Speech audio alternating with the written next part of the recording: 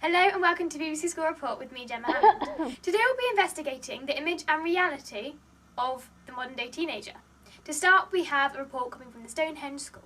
Today I'll be interviewing a pupil from the school council, Lauren Heaton. Recently, this school has joined forces with the police to escort children to school who have turned up without a reason. Hello Lauren, thank you for joining us today. You're welcome.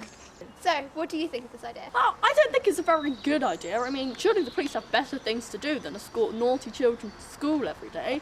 I mean, if the child doesn't want to come to school, then it's just their education they're ruining. What type of view do you think the public have on you? I think the view that the public have on us is very misinterpreted. For instance, down the road there was a shop, not mentioning its name for security reasons, but it would only let in 2 pupils from our school at a time. Just a completely no evidence accusation made about our school. It was hurtful. Does this affect how you feel? Well, it makes you feel like you're not liked around the community. I mean, a few teenagers give us a bad name and that's how we're labelled at. And now I'm going to interview Mr. Cottrell, an English teacher at the Stonehenge School, to see his view on teenagers. So you know about the school collaborating with the police to improve pupils' attendance.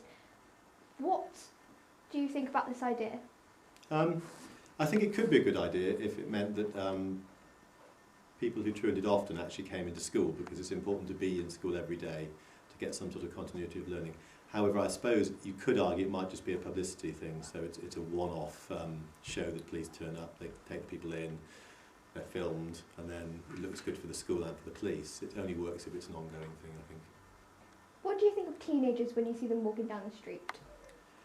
I guess I've got a different perspective than maybe the ordinary member of the public, because I work with teenagers every day, so I know that they're no different than any other member of the public, and you know, you have different people. Sometimes they're annoying, sometimes they're quite charming, it depends on context. I suppose teenagers that operate in big groups at night, in the dark, in the park, or something like that, might be a little bit more nervous or more guarded, but apart from that, I don't really have any trouble with teenagers. Okay, thank you for your time. Thank you very much. The modern teenager is perceived as troublesome and untrustworthy. We teenagers disagree with this statement. I agree, some adolescents act immature for their age, but actually are quite mature at heart. That was JD Hill, a student from the school. This leads us on to our second story, trends. We go back to it in a minute. I'm sat here with Sam, Jodie and Lauren to ask them a few questions about trends and what they think of them. Okay. Can you name any current trends? Yeah, Harlem Shake and Satchels. Planking and flash mobs. Moustaches and tucking in and having your collar up.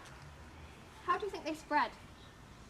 Facebook, Online generally. YouTube. and Twitter. Any social media.